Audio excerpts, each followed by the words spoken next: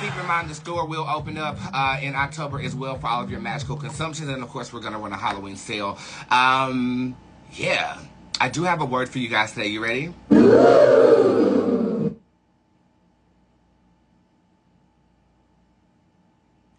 The word of the day is watch what the fuck you say.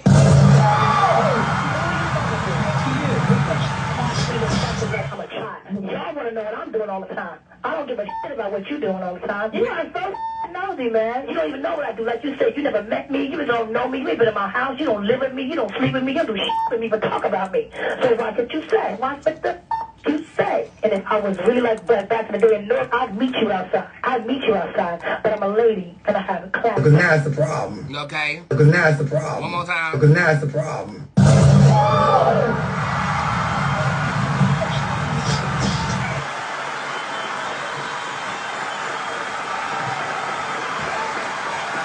This word is inspired by my beautiful client. I am Coach Jackie. That is IAMCOACH JACAKIE, Coach Jackie.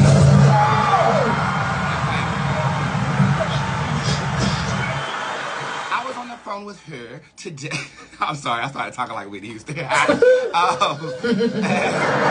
was on the phone with her today, and if you look at my Instagram story, she was the one who said this right here, so you know she's a trip, honey. My phone had died, child, so I'm working on the iPad, that's why it's so big. But friend, this is my friend all the way out there in California, child. She is our next lawyer, up-and-coming business coach. And what you say you do when you go to the polls, ma'am?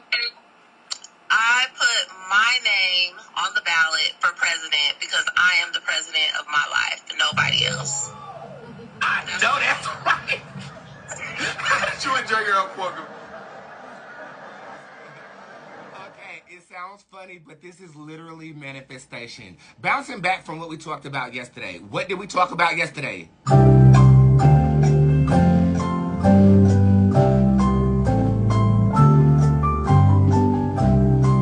Okay, I said yesterday that I am faced with overextending myself. And we got to talking, and she said something that really reigned supreme with me, and it coincides with the power of the word message that my mother grew me up on. She said that you are not humble. And at first, I was offended by that. I was like, girl, what you mean? Girl, what the fuck is you talking about? I feel like I'm the most humble person that I know. We got to talking, and the word humble means to put yourself beneath or under.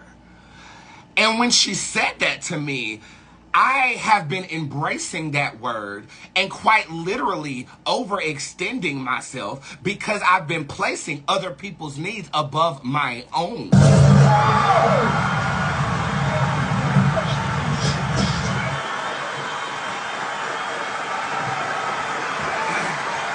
A light bulb went off in that moment. It goes right along with apologizing.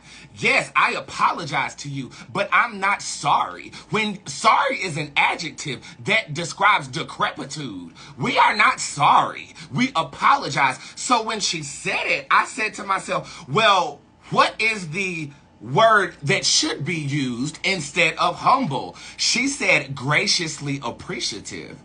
That I am.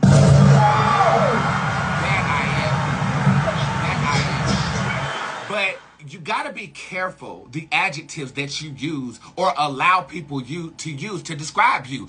As you guys know, we are spiritualists. Words have a lot of weight, okay? They do. So we have to be very, very careful about what we are labeling ourselves. And it's just funny because I really embraced being humble. And because of that, I subconsciously placed myself beneath the needs of other people in any given relationship.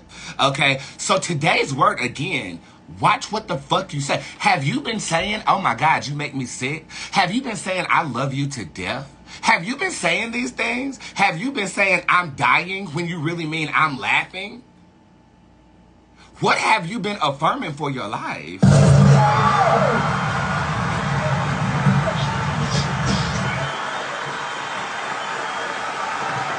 have you been affirming? And it just made so much sense. And then, you know me, I just can't leave it there. I pulled out and I said the word humble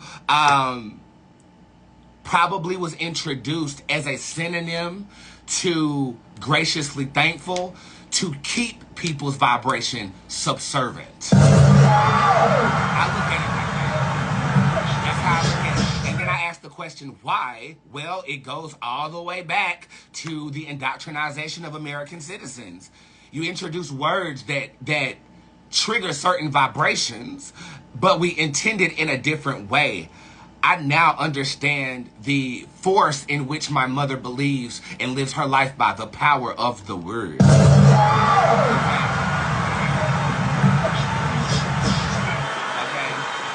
You know, my ex-boyfriend used to say, I'm sorry, I'm sorry, I'm sorry. And I was just like, you're not sorry. You're not a sorry person. He said, how you gonna tell me what I am? Dumbass nigga. Dumbass.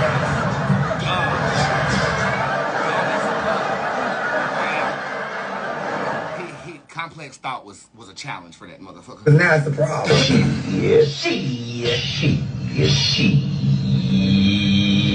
But I do believe if we are to change our vibrations, we gotta be more discerning, would be the word I'll use, in terms of what we apply to ourselves. We also got to be very discerning about what we let in. I love horror stuff, but I've been watching romantic comedies lately. That's because I'm trying to evoke the energy. And there she go right there. Say hey to Coach Jackie, everybody. Okay. So if you want that, you have to saturate your consciousness with that. If you like true crime and you live in Chicago, bitch, you might want to watch Teletubbies.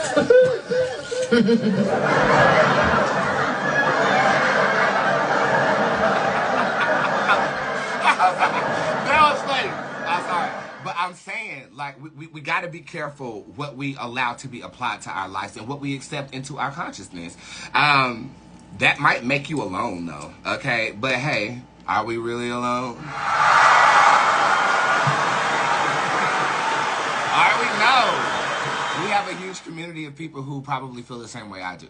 So, watch what the fuck you say. Who are you talking to? To you, Whitney. Ask me no questions like I'm a child. Y'all want to know what I'm doing all the time. I don't give a shit about what you're doing all the time. You are so nosy, man. You don't even know what I do. Like you said, you never met me. You don't know me. You ain't been in my house. You don't live with me. You don't sleep with me. You don't do shit with me but talk about me. So watch what you say. Watch what the you say. And it's how you really